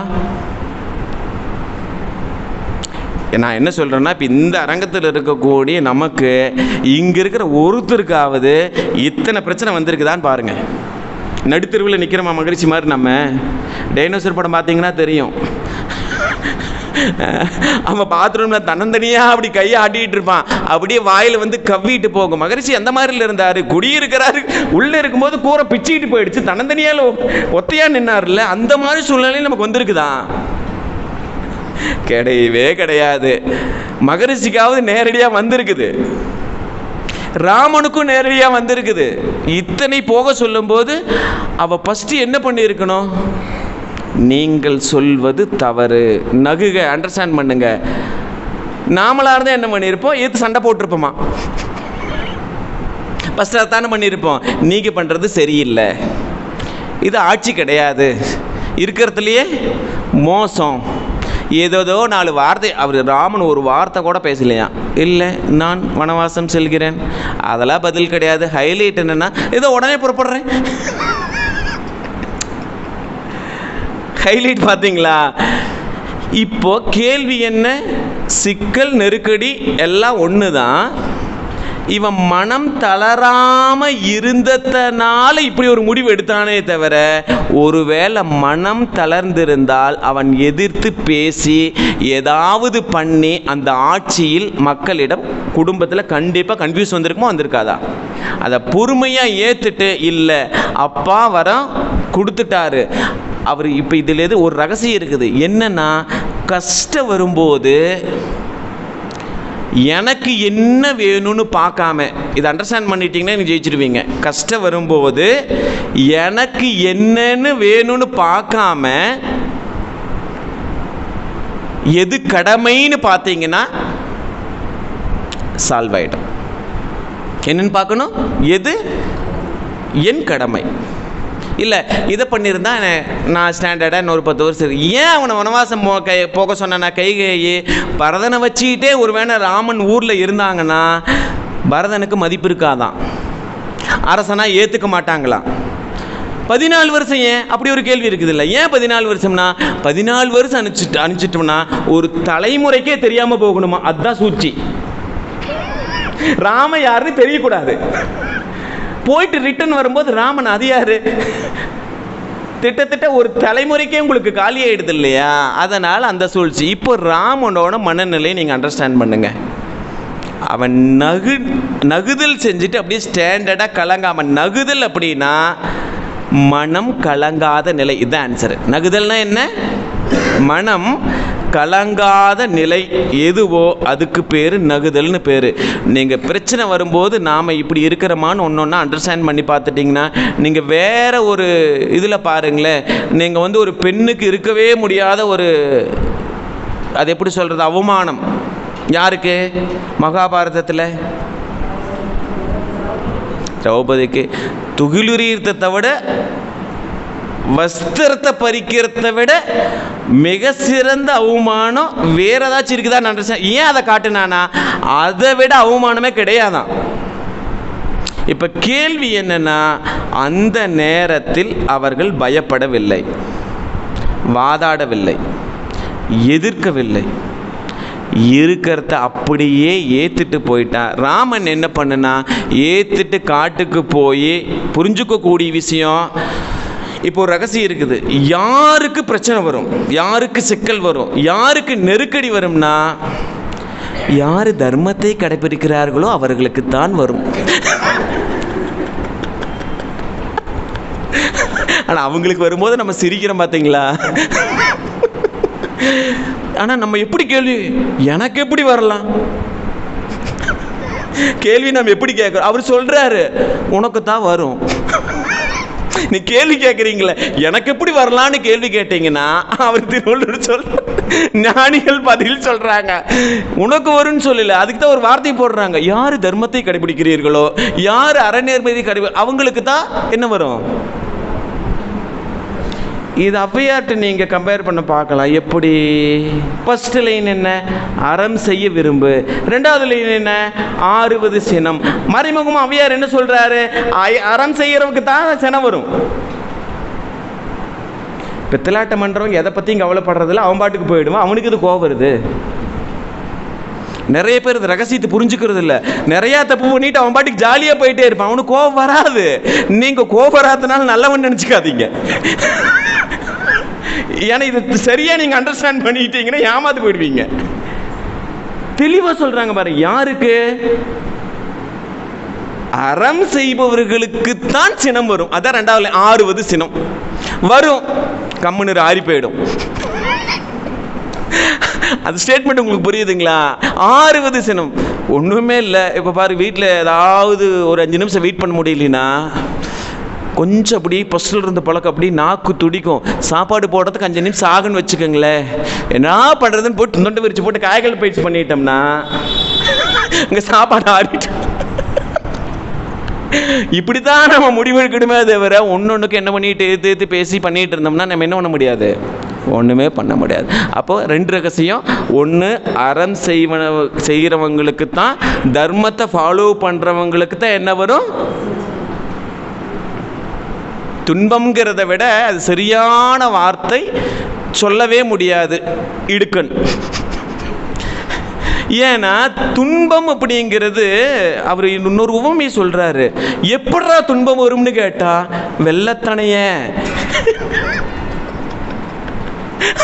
அந்த உவமை பார்த்தீங்கன்னா வெள்ளம் மாதிரி வந்துகிட்டே இருக்குமா. அவர் சொல்ற ரகசியம் உங்களுக்கு புரியுதுங்களா? வெள்ளத்து மாதிரி பெருவெள்ள மாதிரி வரவங்களுக்கு அதை உடைக்கக்கூடிய ரகசியத்தை தான் நான் சொல்றேனே தவிர, சும்மா இன்னைக்கு நாளைக்கு 6 மாசத்துக்கு ஒன்றுக்கு 3 மாசத்துக்கு ஒன்றுக்கு வரவங்களுக்கு திருவள்ளுவர் பதில் சொல்லல. யுதிஷ்டனோட நீங்க வேற நிகழ்ச்சிகளை கேட்டிருப்பீங்க அப்படிங்கிறதுக்காக அந்த யட்சகன் அந்த தண்ணி குடிக்கும்போது ஒரு பிரச்சனை வரும் பார்த்தீங்களா? தாகம் பிரச்சனை. வனவாசம் போயிட்டாங்க, தாகம் எடுக்குது. ஃபர்ஸ்ட் யார் போறா? நகுலன் போறான். சில கண்டிஷன், தர்மதேவதன் முடியாது, உடனே கொண்டுறான். ரெண்டாவது இல்லை, தம்பி காணமே, அண்ணனை காணமேன்னு சொல்லிட்டு அடுத்தடுத்த லைனாக போகிறாங்க. சகாதேவன் போகிறான், அர்ச்சனை போகிறான், பீம போகிறான். குளத்தில் தண்ணி எடுத்து கொடுக்கணும். அந்த இயற்கை பேசுது, நீ என்னோட பர்மிஷன் இல்லாமல் இங்கே தண்ணி எடுக்கக்கூடாது. நீ யார்கிட்ட கேட்ட? எப்படி நீ தண்ணி எடுக்கலாம்? அந்த கற்பனை, அந்த பாவனை பாருங்க, அதில் புரிஞ்சுக்க வேண்டிய ரகசியங்கள் நிறையா இருக்குது. கேட்ட உடனே அப்போல்லாம் என்னால் ஃபாலோ பண்ண முடியாது, ஏன்னா இவங்க தான் பஞ்ச பாண்டவர்களாச்சே. போட, இந்த சாதாரண எச்சகனுக்கு போய் பயந்திட்டு நான் இப்படி பண்ணுறதா? நான் ஒரு அம்பு விட்டேன்னா அவன் செத்து போயிடுவான். எல்லாருக்கும் இந்த மனநிலை தான். எதிர்த்து பண்ணுறது தான் நம்ம நினைக்கிறோமே தவிர அதில் என்ன ஒளிஞ்சிருக்குது அப்படிங்கிறத நம்ம பார்க்குறதே கிடையாதான். அப்புறம் கரெக்டாக யார் வரா அப்படின்னா யுதிஷ்டன் வரான். யார் வரா? யுதிஷ்டன் வரான். யுதிஷ்டன் வந்த உடனே நல்லா சுச்சுவேஷனை நல்லா நீங்கள் அண்டர்ஸ்டாண்ட் பண்ணுங்க. ஏற்கனவே 4 தம்பிங்க செத்து போய் கிடக்கிறாங்க. சேம் அதே கேள்வி யுதிஷ்டன்ட்ட, நீங்கள் தண்ணி எடுக்கணும்னா, உங்கள் தம்பியை நீங்கள் ஏதாவது பண்ணணுன்னா நான் கேட்குற கேள்விக்கு நீ பதில் சொல்லணும். எத்தனை நல்லா அண்டர்ஸ்டாண்ட் பண்ணுங்க. உயிர் போயிடுச்சு, 4 பேர் செத்து கிடக்கிறான். அந்த நிலையில் அவனோட மனநிலை எப்படி இருந்திருக்கணும்? நம்மளா இருந்து என்ன பண்ணியிருப்போம்? கேள்வி வேண்டாம், மண்ணாங்கிட்டையும் வேண்டாம், என்னை போய் சேர்த்து விட்டு இப்படி தான் நம்ம யோசிப்போம். ஏன்னா எல்லாமே போயிட்டாங்க, நம்ம ஒருத்தர் இருந்து என்ன பண்ண போகிறோம்? இந்த மனநிலையில் தான் நான் உங்களை சொல்லலை, என்ன சொன்னேன், நானாக இருந்தால் தான் கேட்டிருப்பேன். இந்த கேள்வி வேண்டாம், பதில் வேண்டாம், ஆளை விட்டுரு, ஒன்றும் பிரச்சனையே கிடையாது, அவங்கள பண்ணின மாதிரி நீ என்னையும் பண்ணி விட்டுரு, இப்படிங்கிறது தான் சாதாரண மக்களோட மனநிலை. தம்பிங்க செத்து கிடக்கிறான், எச்சகன் கேள்வி கேட்குறான். எத்தனை கேள்வின்னா அதார 1000 கேள்வி கேட்குறான். அது சாங்கடிச்சிட்டு உயிர் போன நேரத்தில் டெஸ்ட் அவ வச்ச ஒரே ஒரு டெஸ்ட் என்ன தெரியுங்களா? நெருக்கடி, சூழ்நிலை, துன்பம் வரும்போது தர்மர் எவ்வாறு முடிவெடுக்கிறார்? மனம் கலங்குகிறாரா அல்லது மனம் கலங்காமல் அப்படி நகர்ந்துட்டு ஊர்ந்து போறாரா? இப்படிங்கிறது தான் கேள்வி. இல்லை, ரகசியம் அதுதான். அவன் கேட்குறான் பாருங்க கேள்வி, அப்படியே லைனாக கேட்டுகிட்டே வருவான். அப்படியே இந்த பிரபஞ்சத்திலே கனமானது எது? யோசிக்க டக்குன்னு சொல்லுவான், தாய். இப்போ இது ஒரு விஷயம் உள்ளே போய் பார்த்தோம்னா அதில் இருக்கிற ரகசியங்கள் நிறையா தெரியும். தாய் எப்படி நீங்கள் தாய் சொல்லலான்னு கேட்டால், ஆமாம், பிறந்ததுலேருந்து இன்னைக்கு வரைக்கும் வளர்த்தாங்க, அவங்க நிறைய தியாகம் பண்ணியிருக்காங்க, அவங்க நிறைய கடமை பண்ணியிருக்காங்க. இந்த பூமி உடம்பை தாங்குது, சிம்பிளாக பாருங்கள், அந்த பூமி உடம்பை தாங்குது, தாய் என் உயிரை தாங்குகிறாள். ஆனால் அந்த பூமியை விட பெருசு என்னோட தாய் தான். பிரபஞ்சத்தில் உயர்ந்தது எது? தந்தை. நீங்கள் மகிழ்ச்சியோட கருத்தில் இப்படி கனெக்ட் பண்ணி பாருங்களேன். உடம்பு மதிப்பு போட்டோம்னா அது இல்லை, அவங்க சொல்கிறது வேல்யூஸை சொல்கிறாங்க. அண்டர்ஸ்டாண்ட் பண்ண முடியுதா? அவங்க சொல்கிறது என்ன? கனம், வெயிட், உயர்தெல்லாம் இது கிடையாது. வெயிட், வேல்யூஸ், குவாலிட்டி என்ன? எப்படி தந்தை? பஞ்சபோதங்களை முதல் போது எது? விண்ணு. நம்ம கான்செப்ட் படியே பார்ப்போம். கடைசி போது எது? நிலம். எது வெயிட்டு? நிலம். எது இல்லைன்னா உடல் இயங்காது, உயிர் இல்லைன்னா அப்போ உயர்ந்தது அது. அவ்வளோதான். காட்சிக்காக அப்படி புரிய வைக்கிறாங்களே தவிர, இப்போ இங்கே வந்தங்காட்டி தான் அதில் இருக்கிற சூட்சுமங்கள் நமக்கு புரியுது. ஓ, உயிர் அதுதான் உயர்வானது. ஒரு 50,000 ரூபா கொடுக்குறேன் மாதம், வேலை செய்யுங்க அப்படின்னா அது உடம்பை பயன்படுத்தக்கூடிய வேலை. நான் மாற்றி கேட்குறேன், 5 கோடி ரூபா கொடுக்குறேன், உங்களோட உயிரை கொடுங்களேன். மதிப்புங்கிறது உங்களுக்கு அண்டர்ஸ்டாண்ட் ஆகுது. அவங்க அதை சொல்லவே இல்லை. இதுக்கு என்ன மதிப்பு? இப்படி கேள்வி கேட்டுகிட்டே வரான். அப்படியே கடைசியாக வந்து உனக்கு இந்த நிறையா கேள்வி கேட்குறான். பெருசு எது, கனமானது எது, அதிகமானது எது, அடர்த்தி நிறையா கேட்டுகிட்டே வரான். ஒரு கட்டத்துக்கு மேலே இருக்கிற 2 கேள்வி இப்போ மட்டும் நான் சொல்லிவிட்டு நான் நிறைவு பண்ணிடுறேன். ஒரு முக்கியமான 2 கேள்வி. இந்த உலகத்திலேயே ரொம்ப மகா ஆச்சரியமான விஷயம் எது அப்படின்னு கேட்குறான். சொல்கிறான், இந்த மனிதன் இருக்கிறாள் இல்லையா, தினம் லட்சக்கணக்கான பேர் அவங்க கண்ணு முன்னாடியே செத்து போகிறத பார்க்குறான். இதை பார்த்திட்டே என்ன பண்ணுறான்னா, நாம் என்னமோ 1000 வருஷம் இருக்கிற மாதிரி நினச்சிட்டு சொத்து சேர்த்திட்டு எல்லாத்தையும் பண்ணிட்டு கடைசியில் இவன் இறக்காத மாதிரியே தன்னை நினச்சிக்கிறான்.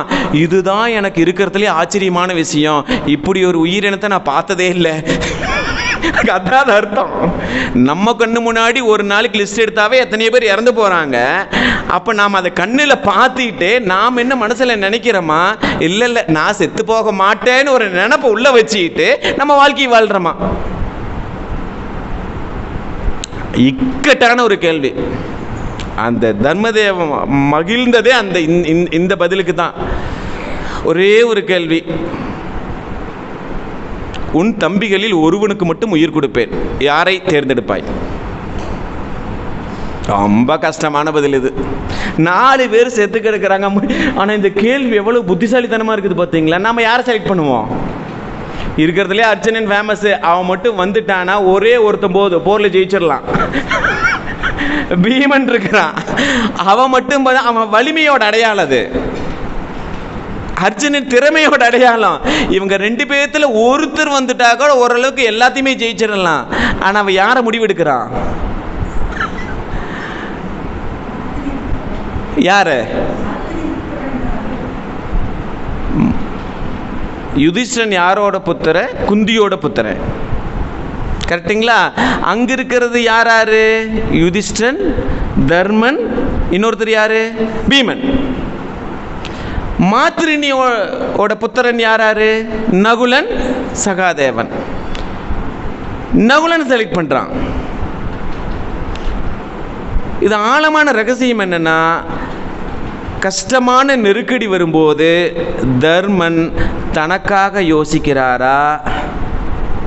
வச்ச டெஸ்ட் பாருங்க. மனம் கலங்குகிறாரா அல்லது தர்மத்தின் வழி நிற்கிறாரா? ரகசியம் இவ்வளவுதான்.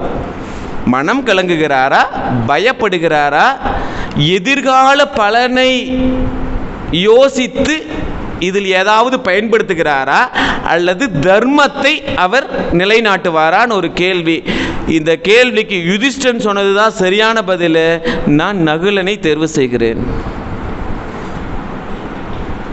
தூக்கி வாரி போடுறது என்னடா? அவர் சொல்றாரு, குந்தியோட மகன் நான் இருக்கிறேன், 2 மனைவி, இன்னொரு தாயோட மகனும் இருக்கணும். ஏன் நகுலன்னா, மூத்த மகன் நான், மாத்திரையோட மூத்த மகன் அவன் நகுலன், அதனால அவன்தான் இருக்கணும். இதுதான் தர்மம், இதுதான் நீதின்னு சொன்ன உடனே அந்த எச்சகன், ஆக்சுவலாக தர்மதேவன் வந்து அந்த பதிலுக்கு மனம் குளிர்ந்து போய் இப்போ 4 பேர்த்துக்கு உயிர் கொடுக்குறாரு. நாமளா இருந்தால் என்ன பண்ணியிருப்போம்? இடும்பைக்கு இடும்பை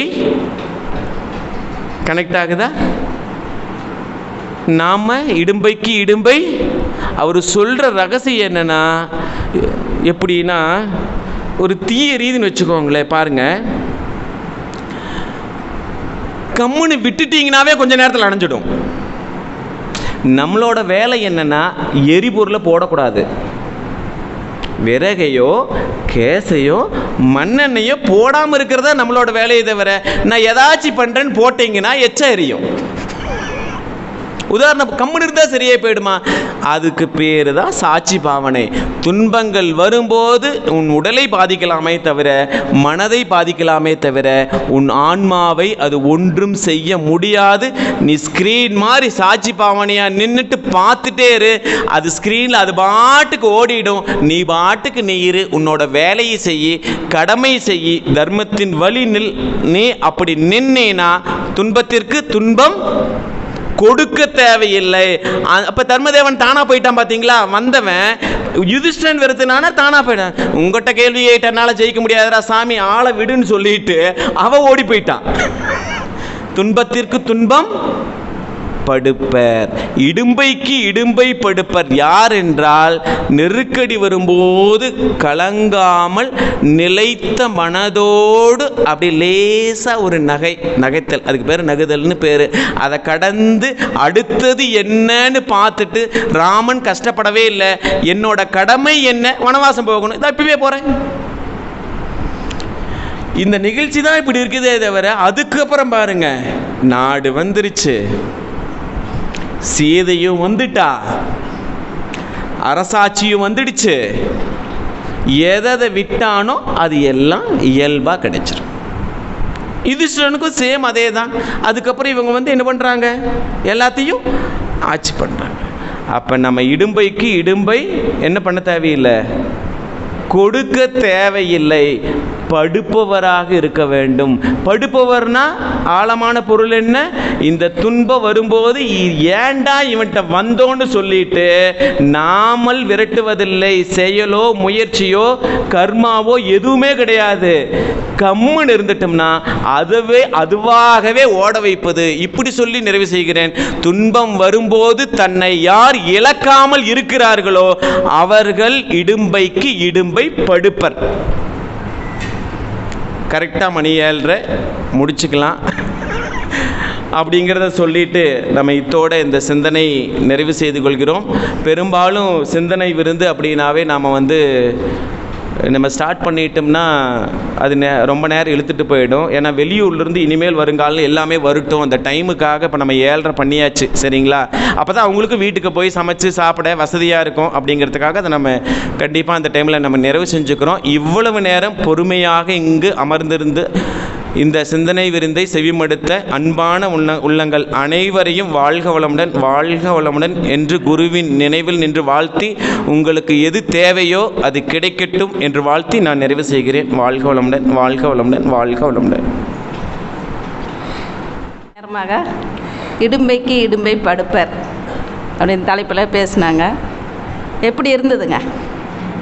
நிறையா புராணங்கள் இதிகாசங்கள் எல்லாத்தையும் உதாரணம் காட்டி சொன்னார். அவங்க ராமனை, தசரதனை, தட்சனை யாருமே நம்ம பார்த்ததில்ல. அது எல்லாம் வாழ்ந்து காட்டியவர் யாருன்னா நம்ம மகரிஷி தான். அவங்க எப்படி வாழணும்னு வாழ்ந்துட்டு புராணங்கள் சொல்லி வச்சாங்களா, அதுமாதிரி இடும்பைக்கு இடும்பை படுப்பார். அவருக்கு வராத துன்பங்களா? 7 வயசில் தறிக்குழியில் இறங்கி நெசாருங்கிறான். நம்ம 7 வயசில் என்ன பண்ணிகிட்டு இருந்தோங்க? விளையாண்டுட்டு இருந்தான். நம்ம குழந்தைகள், அதை விட நம்ம பேர குழந்தைகள் அவ்வளவு கஷ்டமாக நம்ம படுறோங்க. அவ்வளவு கஷ்டம். 7 வயசுலேருந்து 96 வயசு நின்று அவர் பட்ட கஷ்டங்கள் இவ்வளோன்னு இல்லை. ஆனால் என்னைக்காவது இந்த உலகத்தை பார்த்தா, இந்த வாழ்க்கையை பார்த்தா என்னைக்காவது அவர் சலிச்சு போயிருப்பாரா, துன்பப்பட்டிருப்பாரான்னா இல்லை. அவர் எது வந்தாலும் என்னங்க ஏற்றுக்கிட்டார். வந்த துன்பம் எது வந்தாலும் வாடி நின்றால் ஓடுவதில்லை அப்படின்னு யாருக்கு வாழ்ந்தார்? மகரிஷி தான் வாழ்ந்து காமிச்சார். அதனால் குருவோட வழி நிற்றலே வாழ்வு அப்படிம்பார் சீதாராமன் ஐயா. குருவை நினச்சி எந்த துன்பம் வந்தாலும் சரிங்க, குருவை நினச்சேன் குருவோடு இப்படி சொல்லிட்டு போயிட்டார், நம்ம அப்படி இருக்க முடியுமா அப்படின்னு நினச்சோம்னா இருக்கலாம். அவர் வாழ்ந்து காமிச்சிட்டு போயிட்டார், நிரூபிச்சுட்டு போயிட்டார். அதுமாரி நம்ம இன்றைக்கி பெரும்பாலும் நம்ம துன்பத்தில் சிக்கிக்கிறவங்க ஆண்களை விட பெண்கள் தான். ஒரு ஆண் ஒரு வீட்டில் ஒரு பிரச்சனை வந்ததுனாவே, சண்டை வந்துன்னா ஆண் என்ன சொல்கிறாங்க? சரி இப்போ நீ கடைசியாக என்ன சொல்ல வர அப்படின்னு என்ன போயிடுறாங்க, எச்சுக்கு போயிடுவாங்க. நம்ம கல்யாண ஆனத்துலேருந்து நம்ம மாமியார் திட்டத்துலேருந்து நங்கியார் திட்டத்துலேருந்து சொல்லி காமிச்சிட்ருப்போம். ஆனால் அவர் ஆரம்பிக்கும் போது என்ன சொல்லிடுவாருங்க, கடைசியாக என்ன சொல்ல வர, நீ எது கோவிச்சுக்கிற அப்படின்னு அவர் முடிக்கிறது தான் பார்ப்பார். அதனால தான் பெண்களுடைய மூளை நூடுல்ஸ் மாதிரி அப்படிம்பாங்க, ஆண்களுடைய மூளை களிமண் மாதிரி இருக்குது அப்படிம்பாங்க. அவங்க எதையும் வச்சுக்கிறதில்ல. இப்போ களிமண்ணில் தண்ணி பட்டுச்சுன்னு என்ன அவங்க வளைஞ்சு ஓடி போயிரு. நூடுல்ஸில் என்ன பண்ணுங்க, கோத்து வச்சுக்கு. அதுமாரி நம்ம எல்லாத்தையும் கோத்து வச்சுக்கிட்டு கஷ்டப்படுறது யாருன்னா பெண்கள் தான். சாமிஜி தான் சொல்கிறார், எதையுமே கஷ்டம் தேவையில்லை, கவலைங்கிறதே தேவையில்லை. அதுக்கு ஐயா சொன்ன மாதிரி கற்பனையான வலை அப்படிங்கிறாரு. அதனால் அந்த கற்பனையான வலையெல்லாம் நமக்கு தேவையில்லை. நம்ம ஒரிஜினல் வலையிலேயே இருந்துக்கலாம், இன்பமான வலையிலேயே இருந்துக்கலாம். இடும்பைக்கு இடும்பை படுப்புறா, நம்ம கொடுப்புறா இருக்கிறோமா படுப்புறா இருக்கிறோங்களா? நீங்கள் தான் சொல்லணும். கொடுப்புறா இருக்கிறோம், நாமளும் ஒத்துக்கிறோம். ஒரு இளைஞன் ஒரு குடும்பத்தில் தீபாவளி போனஸ் வந்துடுது. ஒரு நண்பன் உக்காந்துட்டுருக்கிறாரு, இன்னொரு நண்பன் பார்க்க வராரு. ஏன்டா பர்ச்சேஸ் எல்லாம் முடிஞ்சுதா? முடிஞ்சுதுடா. ஏன்டா சோகமாக இருக்குன்னு? என் முன்னாடியே 10,000 ரூபாய்க்கு சீலை எடுத்துக்கிட்டாடா, ஒருத்திக்கே 10,000 ரூபாய்க்கு புடவை எடுத்துட்டா, இன்னும் அம்மாவுக்கு அப்பாவுக்கெல்லாம் எடுக்கணும், என்ன பண்ணுறதுன்னு தெரியணுன்னே நண்பனுக்கு ஒரு மனசில் ஒரு சந்தோஷம். பரவாயில்ல, போனஸ் வாங்கி தொல்லைப்பட்டுட்டு இருக்கிறான் அப்படின்ட்டு. அப்புறம் அந்த இவர் சொன்ன மாதிரி இடுக்கன் வருங்கால் நகுங்கிற மாதிரி அவன் சிரிக்கிறான் நண்பன். என்னடா சொல்லி போட்டு சோகமாக இருந்தால் சிரிக்கிற அப்படின்னு. இல்லை, நீ ஒரு விதத்தில் சந்தோஷப்படுவீன்னு எனக்கு தெரியும், நான் என்னோடய துன்பத்தை பார்த்து அதுக்காக சிரிக்க. ஏன்டா அப்படி? அந்த புடவையை கொண்டுட்டு உங்கள் வீட்டுக்கு தான் போயிருக்கிறா எங்கள் ஒய்ஃபு காமிக்கிறதுக்கு, உனக்கு இருக்குது நாளைக்கு. எப்படிங்க? இடும்பைக்கு இடும்பை கொடுப்பர். நாமெல்லாம் கொடுப்பர், படுப்பரெல்லாம் கிடையாது, கொடுப்பர். நமக்கு துன்பம் வந்துருச்சா, நீ ஞான் பெற்ற இன்பம் பெருக வையகம், அவ்வளோதான். நம்மளுடைய பாலிசியே அவ்வளோதான். நான் கஷ்டப்படுறேன்னா நீ நல்லா இருக்கக்கூடாது. நம்மளுக்கு கஷ்டமெல்லாம் எப்படிங்க, அடுத்தவங்க சந்தோஷமாக இருக்கிறத பார்த்து தான் நம்ம கஷ்டப்படுறோமா ஒழிய, நம்ம கஷ்டமெல்லாம் கம்மி தாங்க. நம்ம கஷ்டமெல்லாம் அவர் சொன்ன மாதிரி நம்மளாம் அவ்வளோ துன்பத்துக்கெல்லாம் ஆள் படலை. ஆனால் நம்ம என்ன பண்ணுறோங்க, அவங்கெல்லாம் நல்லா இருக்கிறாங்க, நான் இப்படி இருக்கிறேன்னு. அவங்கெல்லாம் இவ்வளோ ஆரோக்கியமாக இருக்கிறாங்க, நான் இப்படி இருக்கிறேன்னு. அவங்கெல்லாம் என்னை விட மூத்தவங்க நல்லா ஓடி ஆடி இருக்கிறாங்க, எனக்கு இப்படி நோவு வருது. இதெல்லாம் என்னங்க, அடுத்தவங்களை கம்பேர் பண்ணி நம்ம என்னங்க, இடும்பைக்கு இடும்பை கொடுப்பராக வாழ்ந்து கொண்டு இருக்கிறோம். இவர் உரையை கேட்டதுக்கப்புறம் நம்ம என்ன பண்ணுங்க, இடும்பைக்கு இடும்பை படுப்பர். நம்ம துன்பத்தை நம்ம பிறருக்கு கூட சொல்கிறோம், நம்ம துன்பத்தை நம்ம நினச்சிட்டே இருக்கக்கூடாது. அதிலிருந்து ஊர்ந்து போயிடணும், கடந்து போயிடணும் அப்படின்னு சொல்லி இதுவரை சிறப்பாக இந்த சிந்தனை விருந்து அளித்த ஐயா உதயகுமார் ஐயா அவர்களுக்கு பவானி அறிவித்திருக்கோயிலின் சார்பாகவும் உங்கள் சார்பாகவும் மனமார்ந்த வாழ்த்துக்களை தெரிவித்துக் கொள்கிறோம். அடுத்ததாக நன்றி உரை நல்க நம்மளுடைய மன்ற துணை பேராசிரியர் திருமதி அம்மா அவர்களை பவானி அறிவித்திருக்கோயிலின் சார்பாக அன்போடு அழைக்கின்றோம். வாழ்க வளமுடன். வாழ்க வையகம், வாழ்க வையகம், வாழ்க வளமுடன். இந்த சிந்தனை விருந்து நடக்கிறதுக்கு காரணமாக இருந்த அனைவரும் எல்லாத்தையும் வாழ்த்திடலாங்க. கண்கள் மூடி தவணைக்கு வந்துடுங்க. ஐயா பேசுனது ரொம்ப அருமையான விளக்கம்தான். இந்த சின்ன வயசில் நம்மளுக்கு தான் தெரிஞ்சுது, இப்போ எல்லா வயசையும் நம்மளுக்கு மேலே தெரிஞ்சிருக்கிறாரு. அதனால் ரொம்ப கருத்துக்கள் அருமையான விளக்கம். ரொம்ப நன்றி. வாழ்க வளமுடன். தொகுப்பாளர் அருள்நிதி என் கிருஷ்ணவேணி அம்மா அவர்கள் வாழ்க வளமுடன். அவர்களது அன்பு குடும்பம் வாழ்க வளமுடன். அவர்களது ஆன்மீக தொண்டு மென்மேலும் வளர வாழ்க வளமுடன். அவர்கள் வாழ்வில் எல்லா வளங்களும் நிறைவாக பெற வாழ்க வளமுடன். இறைவணக்கம் குரு வணக்கம் பாடிய அருள்நிதி அன்னக்கொடி அம்மா அவர்கள் வாழ்க வளமுடன். அவர்கள் அன்பு குடும்பம் அவர்கள் ஆன்மீக தொண்டு அவர்கள் வாழ்வில் எல்லா வளங்களும் நிறைவாக பெற வாழ்க வளமுடன். சாந்தி தவம் நடத்தி கொடுத்த அருள்நிதி விஸ்வநாதன் ஐயா அவர்கள் வாழ்க வளமுடன். அவர்களது அன்பு குடும்பம் வாழ்க வளமுடன். அவர்களது ஆன்மீக தொண்டு மேலும் வளர வாழ்க வளமுடன். அவர்கள் வாழ்வில் எல்லா வளங்களும் நிறைவாக பெற வாழ்க வளமுடன். வரவேற்புரை நல்கிய அருள்நிதி மலர்விதி ராஜன் அவர்கள் வாழ்க வளமுடன். அவர்களது அன்பு குடும்பம் வாழ்க வளமுடன். அவர்களது ஆன்மீக தொண்டு மென்மேலும் வளர வாழ்க வளமுடன். அவர்கள் வாழ்வில் எல்லா வளங்களும் நிறைவாக பெற வாழ்க வளமுடன். சிறப்பு சிந்தனை விருந்து அளித்த அருள்நிதி மா உதயகுமார் ஐயா அவர்கள் வாழ்க வளமுடன். அவர்களது அன்பு குடும்பம் வாழ்க வளமுடன். அவர்களது ஆன்மீக தொண்டு மென்மேலும் வளர வாழ்க வளமுடன். அவர்கள் வாழ்வில் எல்லா வளங்களும் நிறைவாக பெற வாழ்க வளமுடன். அடுத்தது நன்றி. அறிவிப்பு என்ன சொல்லணும்? ஒன்றும் அறிவித்தது இல்லைல்ல. உலக நல வாழ்த்து. உலகமெல்லாம் பருவமழை ஒத்தபடி பெய்யட்டும். உழவரெல்லாம் தானியத்தை உவப்புடனே பெருக்கட்டும். பல தொழில்கள் புரிகின்ற பாட்டாளி உயரட்டும். பகுத்துணர்வில் தொகுத்துணர்வு பண்பாட்டை உயர்த்தட்டும். கழகங்கள் போட்டி பகை கடந்தாட்சி நடக்கட்டும். கல்லாமை கடன் வறுமை கழகங்கள் மறையட்டும்.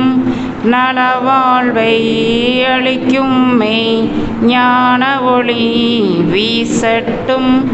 நம் கடமை அறவாழ்வின் நாட்டத்தே சிறக்கட்டும்.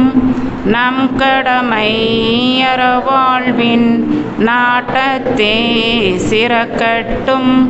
நம் கடமை அறவாழ்வின் நாட்டத்தே சிறக்கட்டும். வாழ்க வையகம், வாழ்க வையகம், வாழ்க வளமுடன், வாழ்க வளமுடன்.